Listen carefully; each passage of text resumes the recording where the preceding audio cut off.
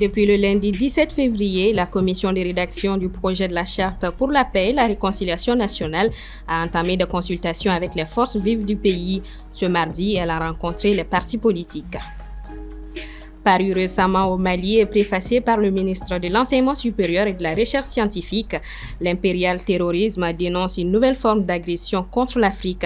Son auteur, le professeur Franklin Yamsi Wa Cameroun Wa Africa, est l'invité de ce journal. Il reviendra sur les thèses développées dans son ouvrage et l'accueil qu'il a reçu à Bamako. Sport, les Aiglonnais séduisent les clubs européens. Oui, le football malien continue de briller sur la scène internationale. Depuis 2017, depuis décembre 2024, plusieurs jeunes talents de la sélection U17 ont rejoint des clubs européens, une tendance qui confirme le potentiel du Mali en matière de formation de jeunes joueurs. Mesdames et messieurs, bonsoir. Bienvenue dans ce journal. Depuis ce lundi 17 février, la commission de rédaction du projet de la Charte pour la paix et la réconciliation nationale a entamé une série de consultations avec les forces vives de la nation. Ce mardi, elle a rencontré les partis politiques, une occasion de recueillir leurs contributions. Soumaïla Fani. Ayant pour mission de rédiger un projet de charte qui réponde aux aspirations du peuple malien et ouvre la voie à une paix durable, la commission de rédaction a lancé sa série de consultations. Cette étape, qui vise à recueillir les contributions des acteurs centraux de la nation, a permis ce mardi 18 février aux partis politiques d'apporter leur pierre à l'édifice. C'est que nous parlons de paix et de réconciliation nationale au Mali. Et pour une fois, ce sont des Maliens qui sont en train de rédiger cette charte.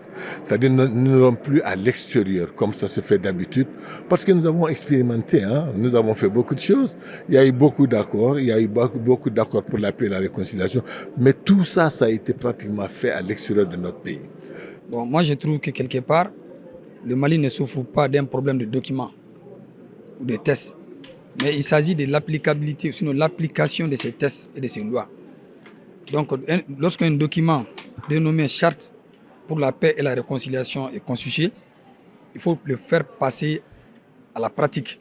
Et la pratique voudrait aujourd'hui qu'on puisse faire appel à tous ceux qui sont lésés aujourd'hui dans leurs droits, qui ont laissé leur famille ou l'extérieur, alors que c'est ici leur patrie. Bon, tous ces leaders d'opinion qui se trouvent malheureusement aujourd'hui en dehors du pays, alors la conscience voudrait qu'on les fait appel si réellement ce genre d'espace est installé pour ramener la paix, la réconciliation et la quiétude au Mali. Face aux multiples problèmes auxquels le Mali est confronté, notamment sur le plan sécuritaire, politico-institutionnel et socio-économique, de nombreuses propositions ont été formulées. Le plus important aujourd'hui pour nous, c'est de pouvoir régler notre problème de vivre ensemble, de cohésion sociale, et puis de notre problème de sécurité. Et c'est ça le plus important. Aujourd'hui, ce qui est en train d'être fait par les forces armées que nous saluons, les FAMA, je crois que c'est extrêmement important et c'est apprécié de tous les Maliens. Le sujet le plus important pour moi, c'est le sujet de la justice. Parce que je suis convaincu que si nous revivons encore et encore les mêmes problèmes, c'est parce qu'il y a un problème de justice. Et la justice n'est pas qu'une justice judiciaire, il y a une justice sociale également à laquelle il faudra s'attaquer. Et nous sommes convaincus que c'est en réformant le fonctionnement de la justice et en apportant plus de solidarité dans la société que nous réussirons à construire les bases d'un Mali nouveau. Ce processus de consultation qui exige une préparation minutieuse afin de recueillir les avis et les suggestions de ces acteurs influents se poursuivra et recevra prochainement les syndicats, les organisations socio-professionnelles ainsi que les universitaires et les autorités administratives indépendantes. Un autre festival, cette fois-ci pour la consolidation de la paix dans l'espace AIS, le Peace Building International Festival AIS, se tiendra du 24 au 30 mai 2025 à la FEBAC, ont annoncé les organisateurs à l'issue d'une conférence de presse ce 18 février 2025. Djeneba Samake nous donne les détails. Au regard des différentes mutations sociopolitiques et sécuritaires, en particulier au sein de l'AES, la création d'un festival pour résoudre ces préoccupations était de plus en plus cruciale pour le peuple de l'espace afin d'appuyer les efforts des dirigeants à permettre le mieux vivre ensemble. Il permettra la résolution des conflits avec nos méthodes traditionnelles, ancestrales, coutumières Pour cela, nous allons réaliser un film et nous allons écrire et éditer un livre de résolution des conflits avec nos méthodes traditionnelles et coutumières. Les résultats escomptés sont des résultats vraiment de cohésion sociale dans le domaine de la réconciliation sous-régionale, nationale. Avec pour thème « Promouvons nos valeurs traditionnelles, ancestrales et coutumières pour l'orientation de la paix et la réconciliation dans la Confédération de l'AES face à la mondialisation », le Festival international de consolidation de la paix dans l'AES se veut également un espace de donner et de recevoir pour contribuer à la résolution des conflits. Le fait que ce festival cumule tous les arts en général et aussi l'agriculture, ça ne peut qu'amener une vraie cohésion entre les différentes communautés qui composent cet espace de vie et de partage. Je suis convaincu que ce festival fera tasse d'huile erronément dans l'histoire des riches patrimoines culturels des pays de l'AES pour la promotion de la paix, la mise en valeur de nos patrimoines traditionnels et ancestrales et coutumiers. Les objectifs sont entre autres de mettre en exergue les liens séculaires du Mali, du Niger et du Burkina, promouvoir la paix et la stabilité et aussi mettre en promotion la culture de ces trois pays. Un environnement sécuritaire et politique favorable est tributaire de l'atteinte de tels objectifs. Le Djiboutien Mahmoud Ali Youssouf, ministre des Affaires étrangères depuis 2005, a été élu samedi à la tête de la Commission de l'Union africaine, succédant au Tchadien Moussa Faki Mahamat. Son portrait avec Aminata Keïta. Mahmoud Ali Youssouf occupe depuis ce samedi 15 février la plus haute fonction de l'organisation continentale, la présidence de la Commission de l'Union africaine. Mahmoud Ali Youssouf est né le 2 septembre 1965 à Djibouti en Afrique de l'Est, l'un des pays les moins peuplés du continent avec seulement 1,136 millions d'habitants. Après ses études en langue étrangère en France, puis en gestion des entreprises en Angleterre et en management au Canada, Mahmoud Ali Youssouf intègre en 1992 le ministère djiboutien des Affaires étrangères où il est nommé directeur du département du monde arabe en juin 1996. En janvier 1997, il est nommé ambassadeur auprès de l'Égypte. En juillet 2001, il devient ministre délégué chargé de la coopération internationale. C'est en mai 2005 qu'il est promu au poste de ministre des Affaires étrangères de la coopération internationale de Djibouti jusqu'à 2025. Peu de chefs de la diplomatie peuvent se prévaloir d'une telle longévité. Âgé de 59 ans, Mahmoud Ali Youssouf est élu à la tête de la Commission de l'Union africaine pour un mandat de 4 ans. Quand on parle de gouvernance et de démocratie, le continent connaît beaucoup de difficultés en ce moment, avec des changements anticonstitutionnels, des crises, politiques à l'interne dans certains pays, des conflits ouverts, comme au Soudan à l'interne, des tensions entre un certain nombre d'États. Je crois qu'il y a un problème de gouvernance dans ces pays-là. Il est très important à ce que la nouvelle commission puisse se pencher en priorité sur ces questions de paix et de sécurité, puisque pour aller vers l'intégration économique, pour aller vers le développement des secteurs sociaux, et surtout mettre en œuvre toutes les composantes de la zone de libre-échange continentale, il faut commencer par la paix et la sécurité. Avec le conflit dans l'est de la République démocratique du Congo qui menace de déstabiliser toute la région, un Soudan en guerre, le terrorisme qui gagne du terrain et des conflits géopolitiques en Afrique, le nouveau président de la commission de l'UA a du pain sur la planche, son mandat débutant dans un contexte de crise majeure. L'Afrique est en train de prendre sa place sur la scène internationale. Nous sommes présents au G20 aujourd'hui, ce qui n'était pas le cas il y a 8 ans. Nous sommes en train de travailler sur une place au Conseil de sécurité, 2 sièges même, que les États-Unis ont reconnu. Et donc, nous voulons être présents au niveau des conseils d'administration des institutions de Bretton Woods. Nous travaillons sur ça. Je crois que la voix de l'Afrique, maintenant aussi qu'il y ait un contrebalancier qui s'appelle le BRICS, je crois que l'Afrique sera entendue. Mahmoud Ali Youssouf est secondé par l'Algérienne Selma Malika Haddadi, élue vice-présidente de la commission jusqu'en 2028. L'impérial terrorisme, paru au Mali, est préfacé par le ministre de l'Enseignement supérieur et de la Recherche scientifique. La cérémonie de dédicace s'est tenue le 15 février dernier au mémorial Modibo Keïta. L'impérial terrorisme révèle la forme actuelle de l'agression occidentale et moins orientale contre l'Afrique, épreuve irréfutable de l'offensive de l'OTAN en Afrique. Son auteur est l'invité de ce journal, professeur Franklin Nyamsi, Wa Cameroun, Wa Africa. Bonsoir à vous et bienvenue sur le plateau du 1945. Bonsoir à vous, bonsoir au Mali, bonsoir à l'Afrique des libertés. Et pour conduire cette interview, je suis avec M. Massiré Diop. Il est mon confrère du Journal du Mali. Il est le rédacteur en chef. Bonsoir M. Diop et bienvenue à vous. Bonsoir Marietou, bonsoir cher professeur.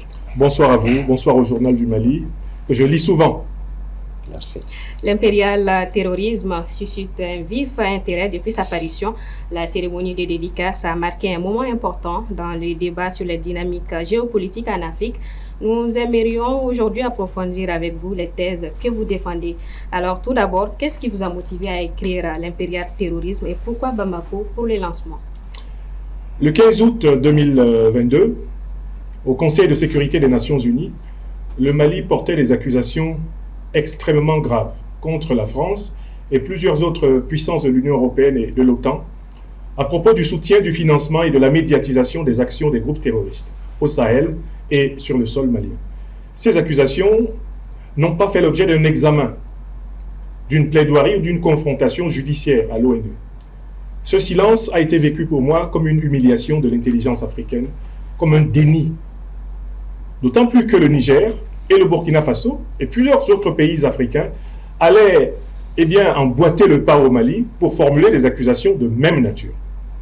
En tant qu'intellectuel, fils de l'Afrique, serviteur des libertés africaines, j'ai entrepris une enquête par moyens personnels, empruntant aux archives américaines, européennes, françaises, aux archives reconnues par les institutions politiques internationales, toutes les preuves qu'en réalité, Al-Qaïda ou l'État islamique, ce ne sont pas des organisations musulmanes, ce sont des groupes de mercenaires et de bandits financés par les grandes puissances impérialistes de l'OTAN avec leurs alliés du Moyen-Orient pour maintenir l'Afrique en guerre et pouvoir continuer à la piller. On va revenir sur ces preuves, le temps de donner à Massiré le temps de réagir. Vous parliez tantôt de preuves, alors que ça fait trop longtemps qu'on en parle, bien sûr. Toutefois, quelles sont ces preuves? Est-ce que vous pouvez nous en dire plus par rapport à ces preuves dont vous évoquez dans votre ouvrage?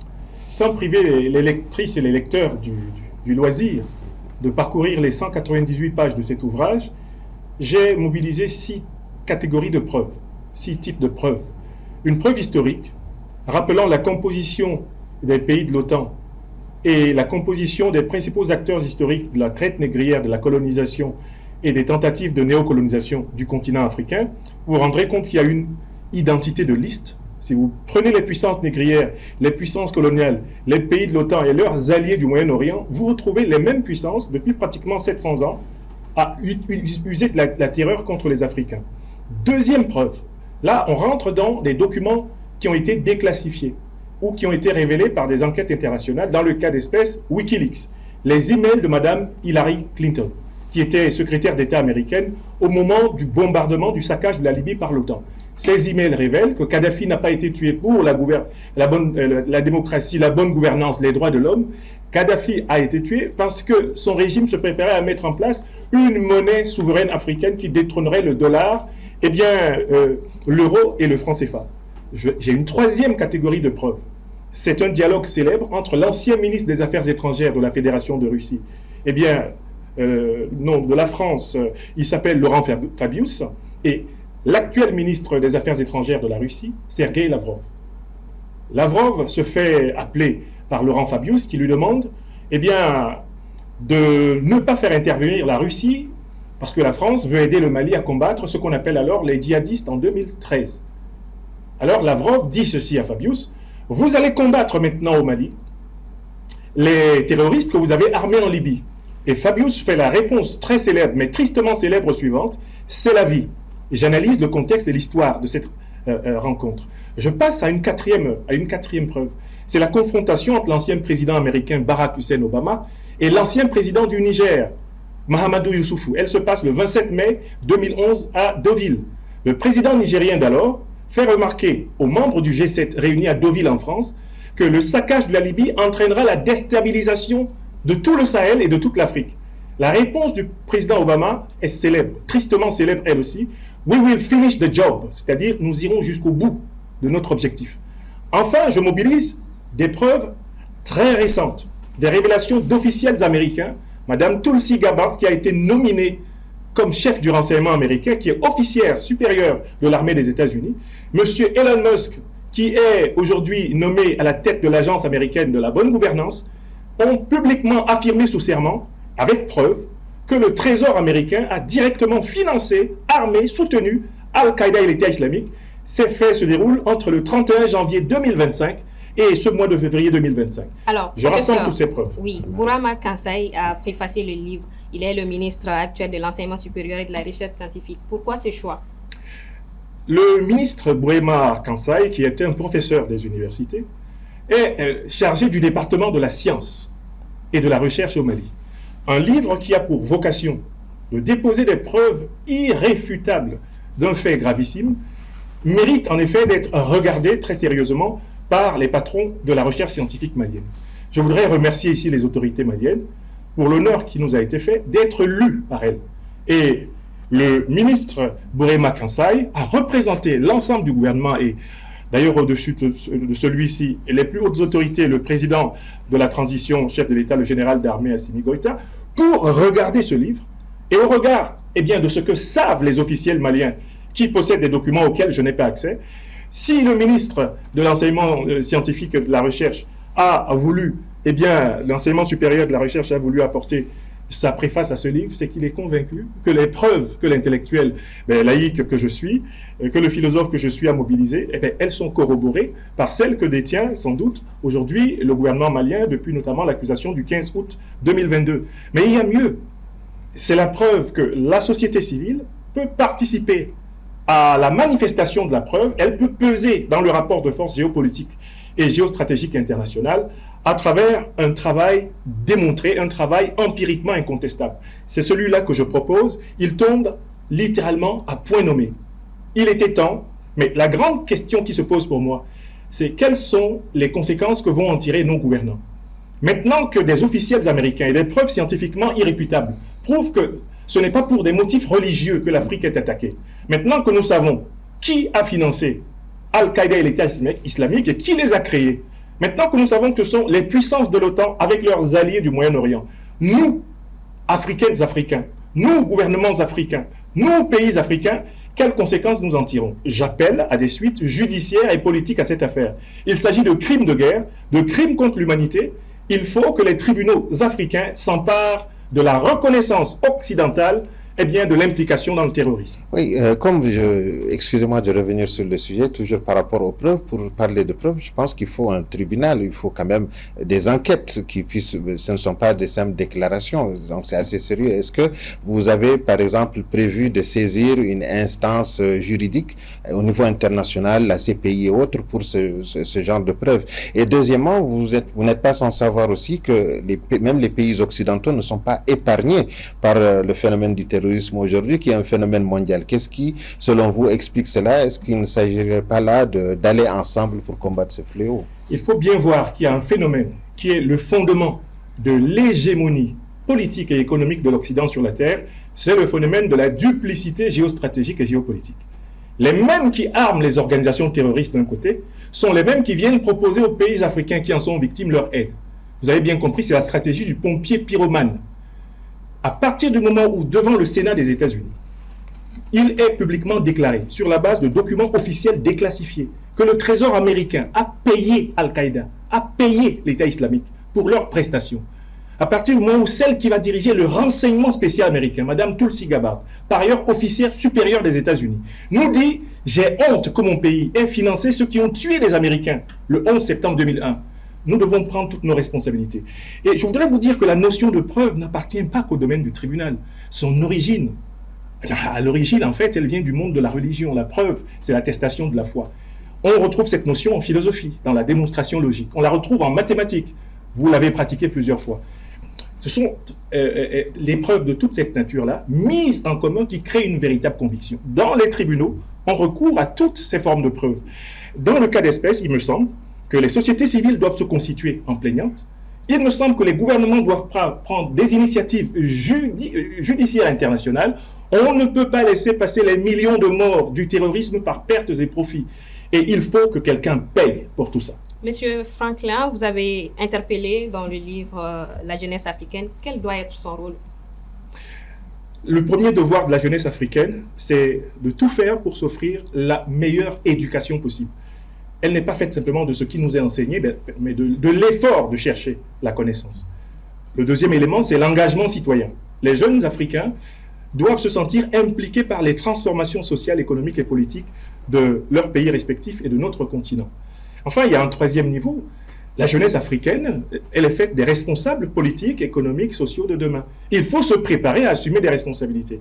L'Afrique, dans ce mouvement de renaissance géopolitique et géostratégique, impulsé par le Mali, le Burkina Faso et le Niger, qui ont pris la décision de ne pas combattre le terrorisme en se faisant aider par ceux qui le financent, il va falloir préparer un leadership africain déterminé à protéger de manière jalouse et farouche la souveraineté de notre continent. Réaction, Monsieur oui, par rapport tout simplement à ce que vous avez dit tantôt sur ces autorités de transition, vous n'étiez pas tendre il y a quelques années avec ces autorités-là, mais qu'est-ce qui a changé entre-temps? Ensuite, on dit très souvent que le professeur défend l'Afrique, le professeur parle de l'Afrique, le professeur fait la promotion de l'Afrique, mais quelque part, il ferme les yeux concernant les dirigeants qui s'éternisent au pouvoir, notamment celui du Cameroun. Qu'est-ce qui explique cela selon vous? Je suis tout à fait habitué à ce poncif qui est fort répandu. Je vous remercie quand même d'en reparler. Alors, sur le premier point, mais si je suis aujourd'hui au Mali, c'est grâce à la critique que j'ai faite des débuts de la révolution malienne en 2020-2021. Sous le régime du colonel Bandao, président de la transition, du président Assimi Goïta à l'époque, vice-président, qu'est-ce qu'on observait? Une tentative de rentrer dans le ronronnement néocolonialiste qui caractérise, de mon point de vue aujourd'hui encore, un régime comme celui du Cameroun, mon pays natal, ou celui de Côte d'Ivoire. Et c'est précisément contre ce retour dans ce ronronnement que j'ai formulé des critiques. Ces critiques, elles étaient de trois ordres. Premièrement, ne vous associez pas à M. Ouattara, parce qu'il défend les intérêts étrangers à ceux de l'Afrique. Si vous vous associez à lui, vous vous retrouverez contre le peuple africain du Mali. Il représente le néocolonialisme français, cet homme. Il n'est rien d'autre que cela. Et il a dit lui-même publiquement, dans une interview célèbre à Jeune Afrique, « Je ne dois rien à personne sauf à la France ». Deuxième élément, je disais au président Assimi Goïta, on tentera de vous sacrifier comme un mouton. Souvenez-vous que le président Assimi Goïta était l'objet d'une tentative d'égorgement dans une mosquée. Ne me donnez pas la boule de cristal. Mais là, il s'agit de choses dites et qui ont été vérifiées. J'ai dit enfin que le Mali, le Burkina Faso et le Niger, tous les pays qui voulaient marcher vers la vraie souveraineté seraient agressés massivement. Le 9 janvier 2022, on a vu ce qui est arrivé. Si vous me voyez aujourd'hui au Mali, c'est parce que le chef de l'État, le président de la transition, son Excellence le général Assimi Goïta, reconnaît que les critiques acerbes que j'avais formulées à l'époque se sont avérées. Et la révolution malienne est aujourd'hui le phare de la révolution panafricaniste. Et par rapport au Cameroun? Pour le Cameroun, j'ai écrit 5 livres sur le Cameroun. Je vous mettrai au défi de me dire si vous en avez lu un seul. Alors, M. Niamsi, quel impact espérez-vous que ce livre ait sur la conscience politique africaine et quels sont vos prochains engagements? Nous, Africains de ce temps, ma chère dame, avons été fortement intimidés par le néocolonialisme français, l'impérialisme occidental, lorsque nous avons commencé à dénoncer la duplicité des grandes puissances occidentales dans le terrorisme qui frappe notre continent. Merci. Ce livre met fin à la peur de la vérité. Merci beaucoup, merci d'être passé sur ce plateau. Iniché. Iniché, Aoniché. Merci à vous également, M. Diop. Merci beaucoup, Marietou. Merci beaucoup, professeur. Merci. Ce journal se poursuit et direction le Soudan. La guerre continue de ravager. Plus de 200 personnes ont été tuées au cours des 3 derniers jours dans des attaques des paramilitaires contre 2 villages de l'État du Nil Blanc dans le sud du pays, a affirmé ce mardi 18 février le groupe d'avocats pro-démocratie. L'attaque qualifiée de génocide par le collectif a fait des centaines de blessés et de disparus. Ce mardi, dans un communiqué, l'ONU a appelé à l'élargissement de la compétence de la Cour pénale internationale.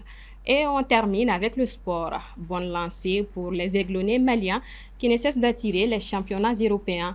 Depuis décembre 2024, c'est une série de jeunes U17 qui s'y sont engagés. Assetoumani Koulibaly nous en dit plus. Une génération du Mali qui s'exporte de façon positive. Grâce à leur performance, une vague de jeunes joueurs maliens des moins de 17 ans ont réussi à taper dans l'œil de grands clubs européens. Le premier, Ibrahim Diarra Kaka, est devenu officiellement un joueur du FC Barcelone le 17 décembre dernier. Le prodige malien a notamment été découvert lors du mondial U17 disputé en Indonésie en 2023 où il a impressionné avec sa palette technique. Il a inscrit 5 buts et délivré 4 passes décisives, amenant la sélection malienne à la 3e place. Ibrahim Kanaté est l'autre prodige qui s'est également lancé dans une nouvelle phase en rejoignant le club Anderlecht. Kanaté a lui aussi été découvert lors de la Coupe du Monde U17 en 2023.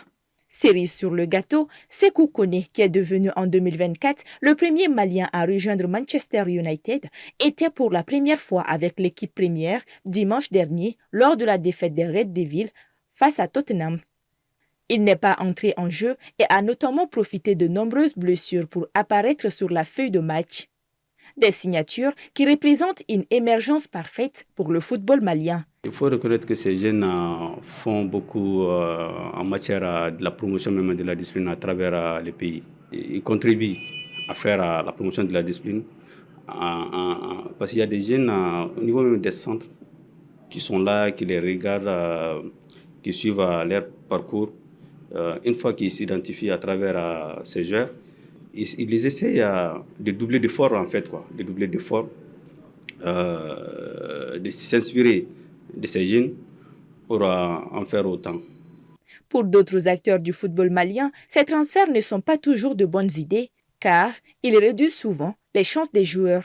Vous pouvez avoir un joueur qui faisait au moins 4, 5, 6 championnats avant de s'exporter, parce qu'avant, on achetait des joueurs aguerris. Maintenant, les joueurs, on les achète de plus en plus jeunes, 16 ans, 17 ans, maximum 18 ans. Et donc, ça crée énormément de problèmes d'abord à nos clubs. Ensuite, ça crée des problèmes même à nos sélections nationales aujourd'hui. Généralement, l'équipe cadette va toujours très, très loin. Ils remportent la coupe et ils font une très, très belle prestation, même en Coupe du Monde. Mais qu'est-ce qui se passe? C'est que chaque fois qu'on doit jouer en junior, vous allez trouver que la même équipe fait la performance contraire. Tous ces transferts précités s'inscrivent particulièrement dans une série d'exportations des talents maliens vers des championnats européens. À côté de Ibrahim Diarra, Sékou Koné ou encore Ibrahim Kanaté, nous pouvons retenir des noms comme Amidou Makalou, qui évolue avec le Stade brestois, Mamadou Doumbia, désormais joueur de Watford, Moussa Traoré engagé avec le Red Bull Salzbourg. Et c'est avec cette note sportive que se referme ce 1945. Merci à vous de l'avoir suivi. Bonsoir à tous et à demain.